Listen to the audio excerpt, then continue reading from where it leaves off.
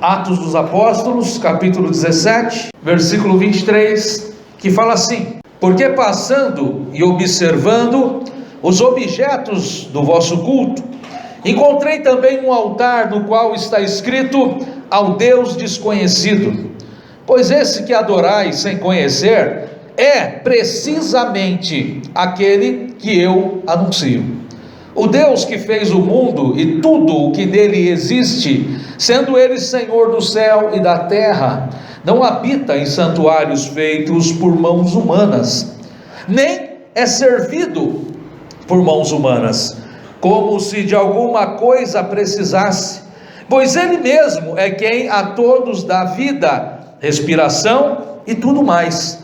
De um só fez toda a raça humana, para habitar sobre toda a face da terra, havendo fixado os tempos previamente estabelecidos e os limites da sua habitação, para buscarem a Deus, se porventura tateando o possam achar, bem que não está longe de cada um de nós, pois nele vivemos e nos movemos e existimos, como alguns dos vossos poetas têm dito, porque dele também somos geração.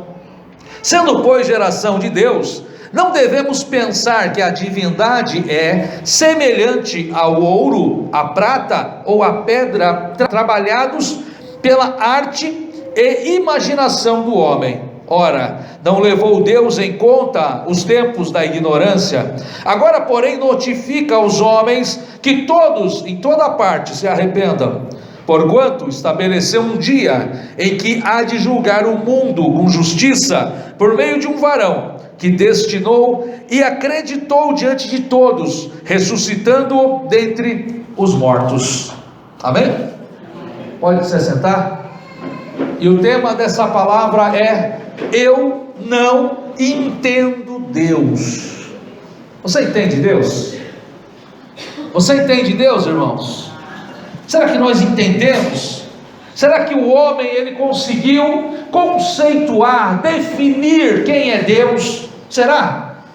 Será que o homem, na sua vaidade, na sua ignorância, ele consegue definir? Às vezes a gente fica assustado, às vezes nós rimos para não chorar, quando nós vemos em alguns lugares pessoas falando de Deus como que especialista de Deus, como que aquele que consegue ouvir a voz de Deus nitidamente, pessoas a ponto de um olhar para o outro e poder julgar o outro, por dizer: olha, Deus me falou isso, ou Deus me falou aquilo, e pessoas passarem a dar crédito àquilo que o homem acha de Deus, e não exatamente aquilo que Deus é. Aquilo que Deus é. Paulo, nessa passagem, passando por Atenas, uma cidade grega, passando ali no meio de vários santuários da Grécia, diz a Bíblia aqui no contexto do capítulo 17, que ele estava perturbado ao ver tamanha idolatria, templos enormes, dedicados aos deuses gregos, dedicados à mitologia grega. Ele estava perturbado de ver tudo aquilo, aqueles templos enormes, aquela quantidade enorme de sacrifícios, de ofertas sendo oferecidas para aquelas entidades. E Paulo ele faz, irmãos, um balanço dentro dele. Ao perceber essa passagem, eu penso que Paulo ele olha e fala: isso tudo é um grande desperdício de tempo, de energia, de dinheiro. Porém, atrás disso tudo existe uma intenção, atrás disso tudo existe um sentimento positivo, que é um sentimento de adorar, é um sentimento do homem querer adorar alguma coisa, é um sentimento de Deus na vida das pessoas, o sentimento de querer buscar a Deus.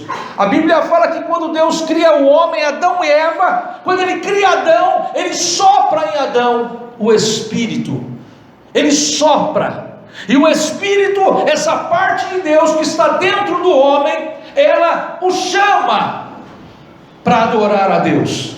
É diferente de um cachorro, é diferente de um leão, que adora a Deus ou louva a Deus de uma forma inconsciente, não por alguma coisa que ele faz particularmente, mas sim por aquilo que ele é. Quando nós vemos a natureza, nós louvamos a Deus pela grandeza da natureza, mas aquele animal não tem consciência de que ele é uma criação perfeita de Deus, diferente de nós, que queremos o tempo todo adorar alguma coisa. E Paulo, ele percebe isso, ele percebe o movimento de querer adorar alguma coisa. Ele fala, mas o que moveu essas pessoas a construir um templo tão grande, a construir tudo isso, a fazer toda essa organização, essa liturgia, para adorar, porém adorar de uma forma errada? Ele fala aqui no versículo 23, falando no meio dos atenienses, ele fala, porque passando e observando os objetos do vosso culto, passando e observando os objetos do vosso culto, encontrei também um altar que está escrito ao Deus desconhecido. Ele falando para aquelas pessoas. E quando eu olho nessa passagem, diferente do que muitas pessoas fazem hoje, e por isso não consegue pregar o Evangelho. Tem muita gente que vai pregar o Evangelho, às vezes para alguém de uma religião diferente. Quando ele começa a abrir a boca, ele começa a ofender a outra pessoa. Sim ou não? Ele passa a ofender. Existe sabedoria nisso? Existe inteligência nisso? Existe Deus nisso? Não. Só existe carnalidade. Só existe vaidade de que, olha, você está errado, eu estou certo. O Deus que você está servindo está errado, o Deus que eu estou servindo está certo. Você está com a mentira, eu estou com a verdade. E aquela pessoa que ouve, ao invés de ter interesse para ouvir, ela passa a ficar com raiva e fala, olha, eu não quero te ouvir mais. Paulo, ao pregar um evangelho com inteligência, a primeira coisa que ele faz, irmão, é observar. Ele falou, olha gente, eu estava passando aqui observando o objeto de culto de vocês, e eu vi que tem um altar aqui que não tem imagem, tem um altar que não tem nada em cima, só está escrito ao Deus desconhecido. Olha, é sobre esse Deus, é exatamente esse Deus desconhecido que eu quero falar com vocês.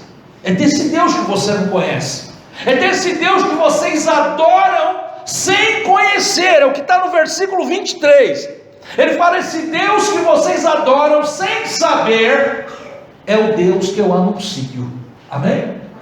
Porque atrás daquela mentalidade das pessoas, quando você vê, às vezes você vê as pessoas indo, peregrinando, indo até Aparecida, a pé, carregando um peso, peregrinando até aquele lugar. Existe atrás de tudo aquilo, irmão, uma coisa boa, que é um desejo de adorar. Sim ou não? A pessoa pode até estar fazendo, na sua opinião, errado. Ela pode estar indo adorar um ídolo. Ela pode, mas para ela não está indo adorar um ídolo. Para ela não está indo adorar um pedaço de pedra. Para ela está fazendo algo grande. E Paulo entendeu isso. E atrás daquilo, atrás do ato, tinha algo positivo. E o que Paulo queria fazer? Tirar aquela liturgia errada, aproveitar aquela fé daquela pessoa e colocar a verdadeira fé em Cristo.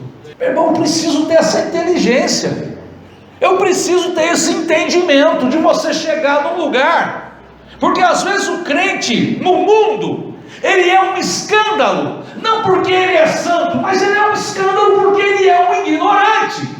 Ele é um escândalo porque ele é ofensivo quando ele abre a boca. Ele é um escândalo porque ele é alguém intolerante, que não aceita qualquer coisa que seja diferente daquilo que ele acredita. Ele não consegue ver nada de positivo. De que quando ele passa e vê uma pessoa de outra religião fazendo alguma coisa, às vezes na esquina, fazendo um despacho, eu preciso ter inteligência para eu chegar e pregar o evangelho para essa pessoa e fazer ela entender que a fé que ela tem, a fé primária dela é positiva, e que eu preciso tirar ela daquela visão e colocar a visão de Cristo nela. Falar assim: olha, essa fé que você tem, essa fé é de Deus, foi Deus que colocou essa fé em você. Agora eu vou te explicar, porque na verdade você adora algo que você não conhece ainda. Isso que você está adorando não tem nada a ver. Eu vou te trazer agora, eu vou desmistificar, eu vou decodificar, eu vou explicar para você por que você tem fé. Porque você está acendendo um negócio lá na esquina, porque ainda ninguém te explicou o porquê da sua fé. Ninguém te explicou porque toda vez você acorda e tem vontade de adorar alguma coisa, que toda vez que você tem medo, você quer se apegar em alguma coisa sobrenatural. Ninguém explicou para ela, e por isso aquilo que ela encontrou pela vida, ela foi praticando. E resta agora aqueles que têm entendimento, entre aspas, direcionar esse povo.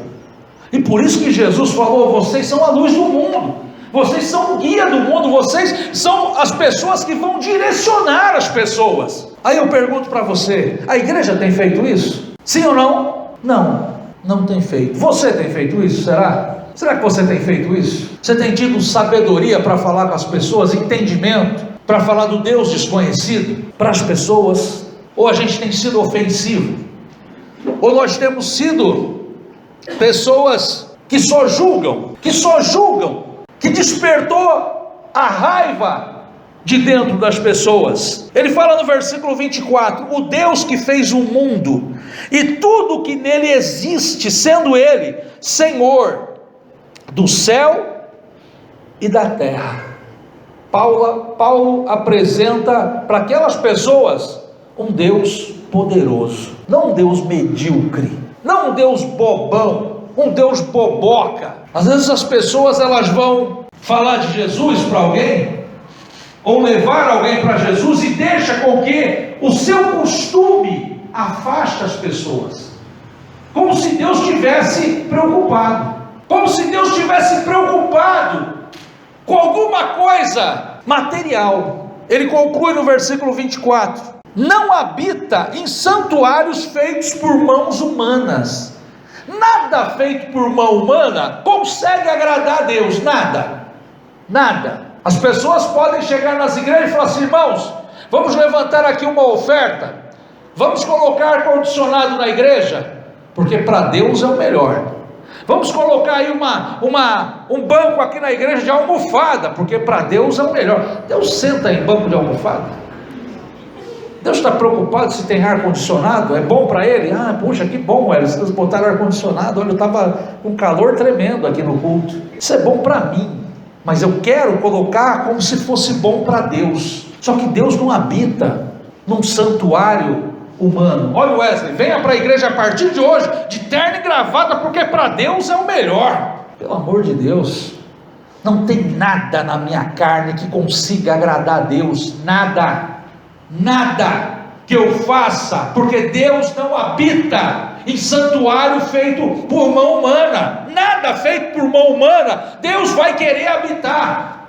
Deus habita nos homens. O apóstolo Pedro falou: olha, nós somos como pedras, nós somos pedra. E por isso que é importante eu congregar, porque quando eu congrego, quando eu estou em culto, essas pedras começam a se juntar, e espiritualmente se cria aí sim um santuário espiritual, e ali Deus habita, e ali Deus se manifesta, e ali Deus fala, e ali Deus cura. Não na materialidade, não nessa mediocridade, pelo amor de Deus. Pelo amor de Deus, estão pregando por aí um Deus medíocre. Ele fala: olha, o Deus que criou céu e terra, Ele não habita em santuário feito por mão de homem. Não adianta vocês erguerem templos enormes em honra a Deus, porque para Ele isso não significa nada. Se você estiver debaixo de uma árvore buscando, invocando o Senhor, Deus vai se manifestar ali do mesmo jeito, porque Ele não habita em santuário feito por mão de homem. Não quer dizer nada para Ele. Nós queremos, quando nós falamos, olha irmão, vamos levantar uma oferta, vamos botar um ar-condicionado, vamos botar uma porta de vidro para o barulho de fora não nos atrapalhar, vamos colocar aqui umas almofadas na cadeira, vamos melhorar, pintar a igreja. O benefício é meu, é seu, não de Deus. Deus está preocupado com tinta na parede, com ar-condicionado. Deus está preocupado se você está vindo de terno para a igreja. Deus está preocupado se você está vindo com um coração sincero, se você está sendo uma pedra para se encaixar em todas essas outras pedras, para formar um santuário para Ele se manifestar. Nisso Deus está preocupado. Amém? Amém. Nisso Deus está preocupado. Deus é Espírito. Fala lá no Evangelho de João, capítulo 4, Deus é Espírito. Importa que os seus adoradores o adorem em espírito e em verdade. Deus é Espírito. E se alguém, e a maioria dos lugares não entenderam, trata a Deus como carne. Trata a Deus como carne, não como Espírito. Trata a Deus como se fosse um homem importante. Olha, Deus vem aí, ó, todo mundo aqui com a melhor roupa, hein? Ó, todo mundo aqui, ó, pinta aí, tudo aí, tem que ficar tudo bem bonito aí, porque Deus está chegando aí. E Paulo falou, não é assim.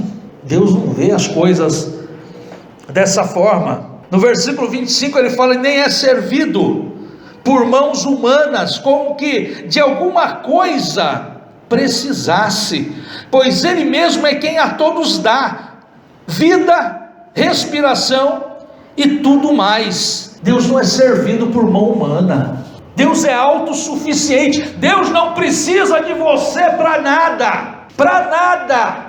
A oração michuruca que o crente faz, olha Deus, se tu não me der, não vou mais para a tua casa, como se Deus fosse ficar chorando embaixo da pia, como se Deus fosse, eu vou entrar em depressão agora, que não vai vir mais, eu acho que agora eu vou ficar mais fraco. Você não vem, quem vai perder é você. Você não vem para o lugar de adoração para buscar Deus, o diabo é que vai destruir a sua vida. Deus continua sendo Deus, porque Ele é autossuficiente. Você vem se você quiser, não quer, meu irmão, vai para outro lugar, não quer, fica em casa. Deus é autossuficiente, Ele não precisa ser servido por mão humana. Ele fala aqui, ó, pois é Ele quem dá a vida e todas as outras coisas. Paulo falando de um Deus grande, de um Deus autossuficiente, de um Deus poderoso e de um Deus que dá. Amém?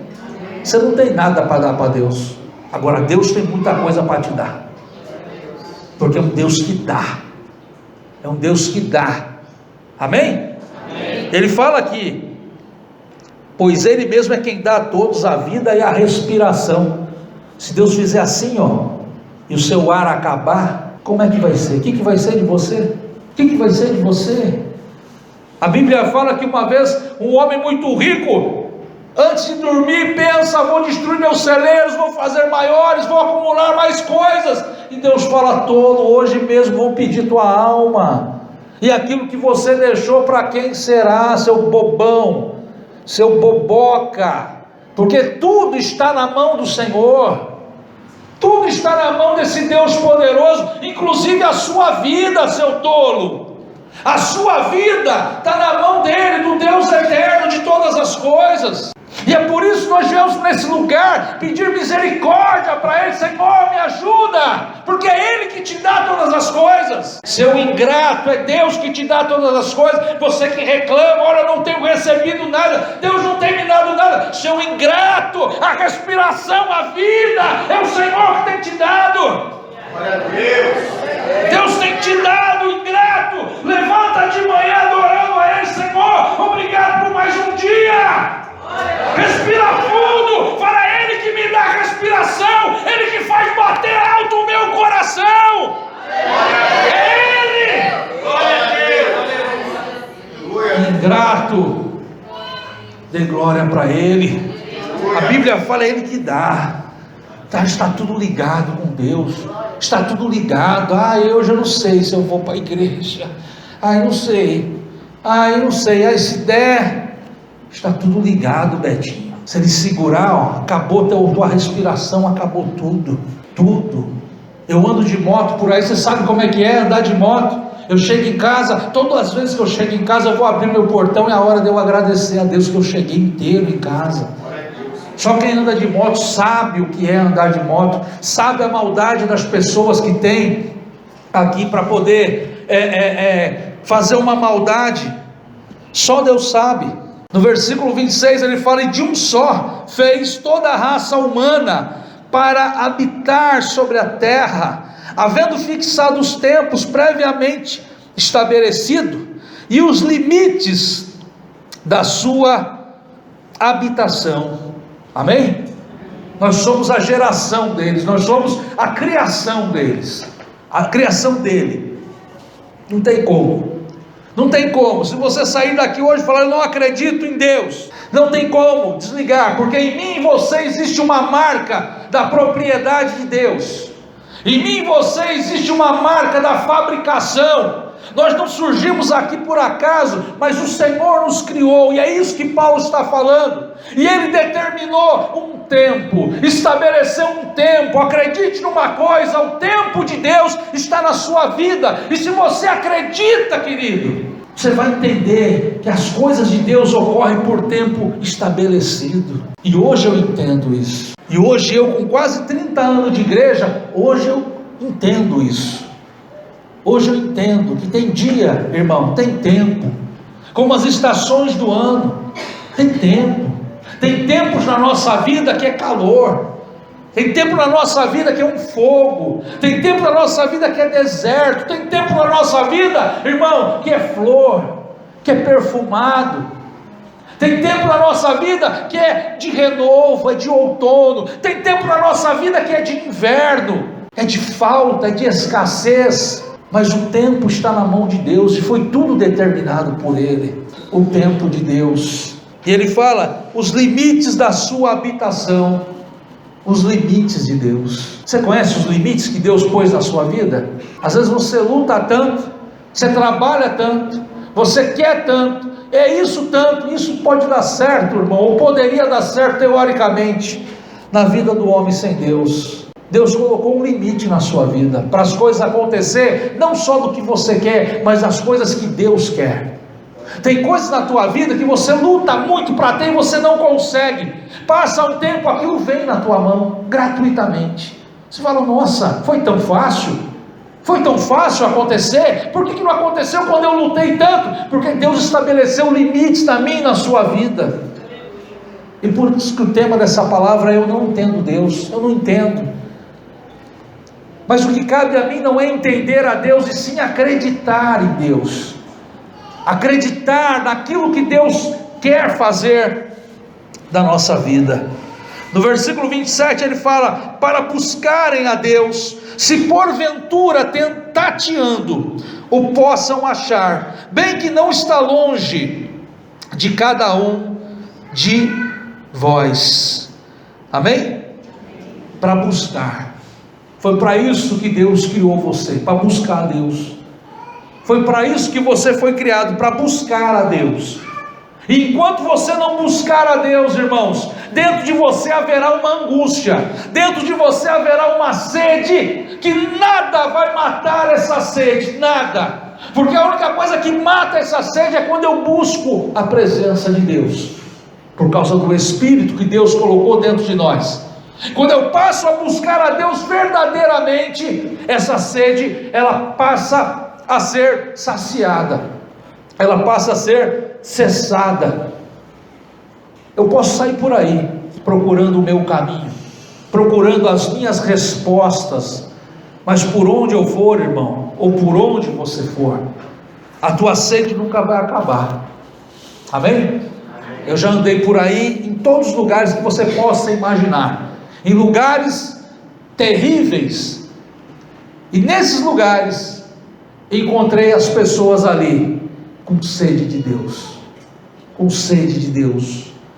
Teve uma época que fiz evangelismo muitas vezes perto de boate, perto de zona de baixo meretrício, lá perto da onde ficam os travestis, ali aonde fica o tráfico de droga, o movimento. Você chega lá, aquela música alta, as pessoas sorrindo, as pessoas dançando, as pessoas rindo alto, e quando você chega lá para falar de Jesus, as pessoas desabam, porque dentro delas tem uma sede, dentro delas tem uma sede. Não adianta, irmão, eu sou criação e você é criação dele, somos geração dele, fomos gerados por ele. Existe um fio que nos liga até ele. Não dá. Enquanto eu não compreender isso, a minha vida inteira vai ser triste, vai ser incompleta, vai ser vazia, vai faltar um pedaço. Enquanto eu não entender que eu fui criado nessa terra para buscar a presença de Deus, para me entregar a ele, nunca será completo. Amém? Ele fala aqui, nem que seja tateando, sabe, como se você estivesse em umas trevas terríveis, e você passa a tatear, você passa olha, eu estou na escuridão, não estou enxergando nada, mas pelo menos tateando, você vai conseguir encontrar, porque ele não está longe de nós. Deus não está longe de nós. No versículo 28 ele fala, pois nele vivemos, e nos movemos, e existimos, porque algum dos poetas tem dito, porque dele também somos geração, nele vivemos, nos movemos, existimos. Ele fala aqui de uma dependência. Eu tenho uma dependência de Deus, eu como geração de Deus, como criação de Deus, eu tenho uma dependência de Deus. É nele que eu me movo, é nele que eu vivo, é nele que eu existo, é nele que eu respiro, é nele. Deus não pode ser para mim, irmãos, um compromisso de final de semana. Você respira só no final de semana? Você existe só no final de semana? Não, claro que não. Só que a Bíblia fala que é nele. Eu posso não querer admitir isso, eu posso tentar esquecer disso, eu posso falar, não tenho ligação nenhuma com isso, mas eu vou estar me enganando, porque é nele.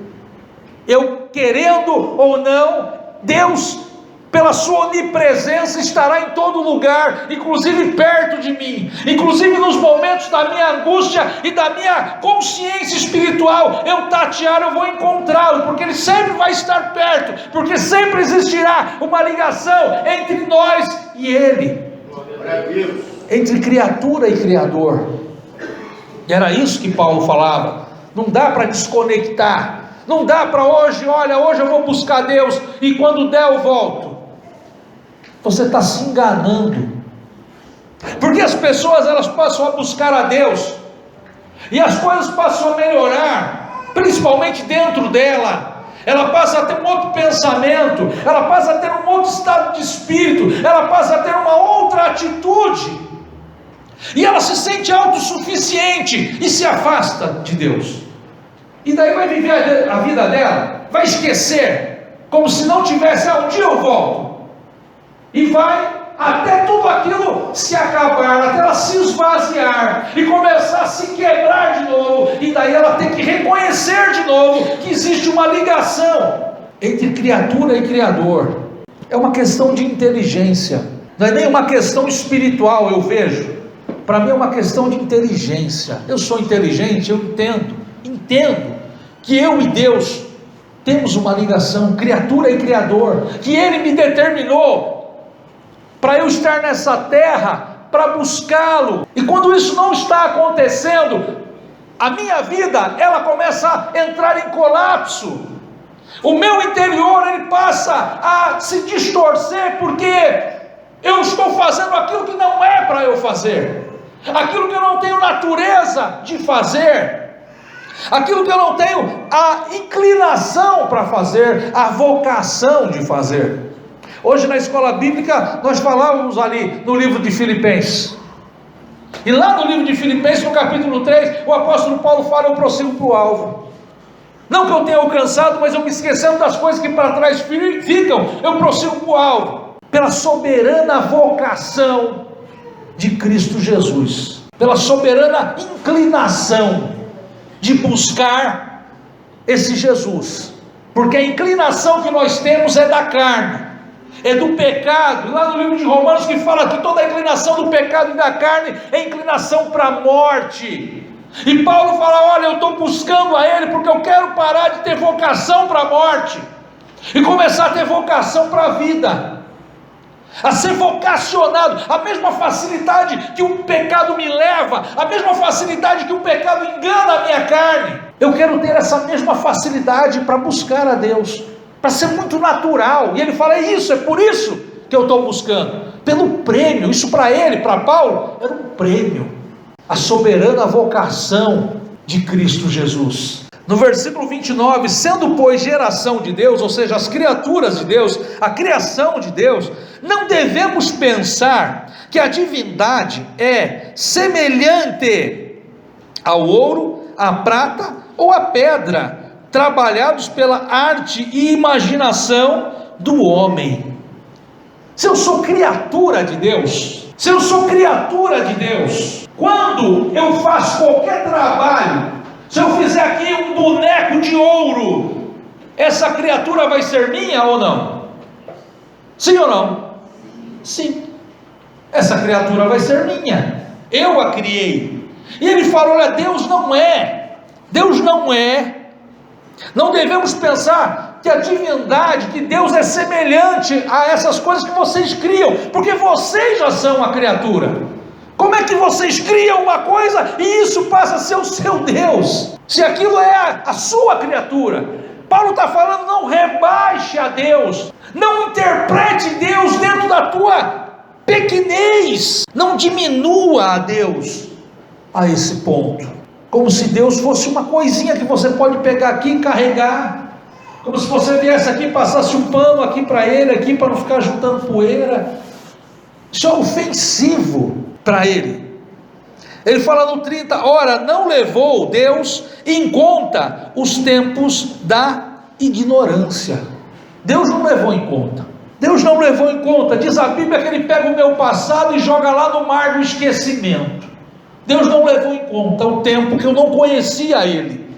Deus não levou em conta o tempo da ignorância. E eu pergunto para você: e na sua vida já passou o tempo da ignorância? Ignorância significa falta de conhecimento, falta de entendimento.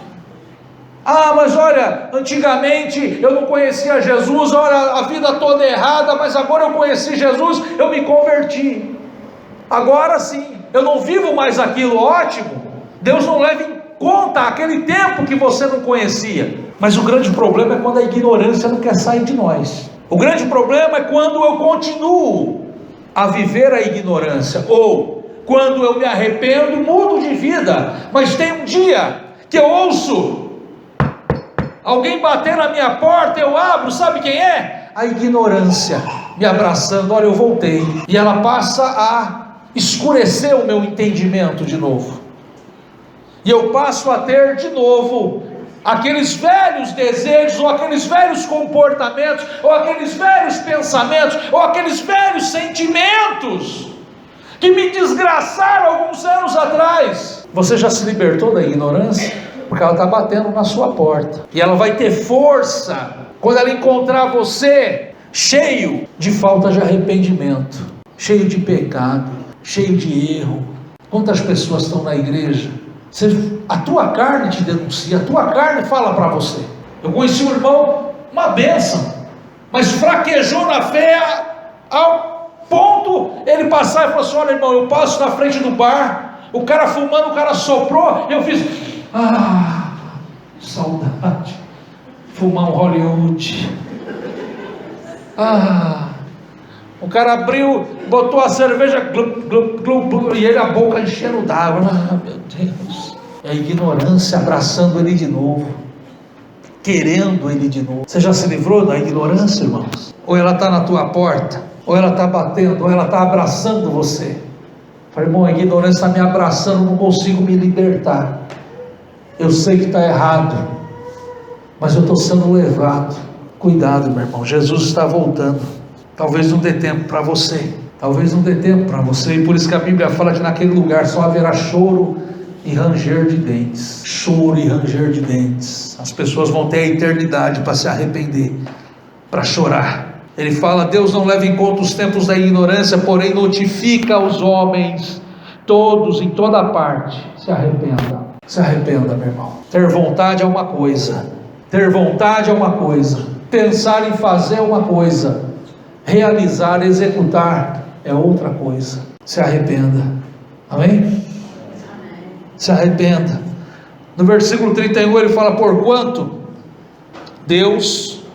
estabeleceu um dia em que há de julgar o mundo com justiça. Tem um dia, a Bíblia fala que tem um dia e uma hora, tem um dia e uma hora que tudo se encaixará, tudo vai acontecer, um dia e uma hora. Ele fala aqui, através de um varão, por meio de um varão que é Jesus, que destinou e acreditou diante de todos, ressuscitando dentre os mortos. Um dia, irmão, tudo isso que nós estamos falando aqui, aparentemente na teoria, se tornará prática. Um dia vai acontecer. Eu preciso, mesmo sem entender Deus, essa grandeza, sem entender esse mistério, sem entender essa profundidade, pela fé eu tenho que crer, pela fé eu tenho que lutar, para que esse mal não venha me envolver, para que ele não venha me envolver de uma forma que eu não consiga mais ser quem eu sou.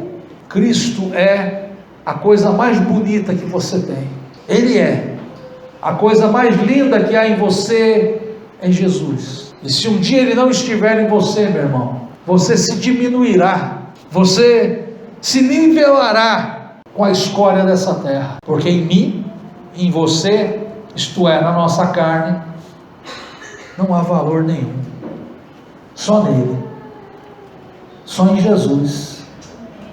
Amém?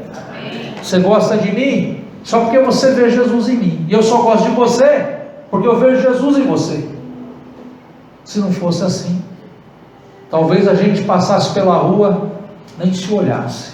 Eu congreguei com pessoas numa época, pessoas que tinham um passado muito ruim, puxador de cadeia, outro que tinha matado não sei quem, outro que era traficante, todo mundo numa sala, e quem nos unia era Jesus. E um dia nós sentados chegamos a essa conclusão: se não fosse Jesus, não estaríamos juntos.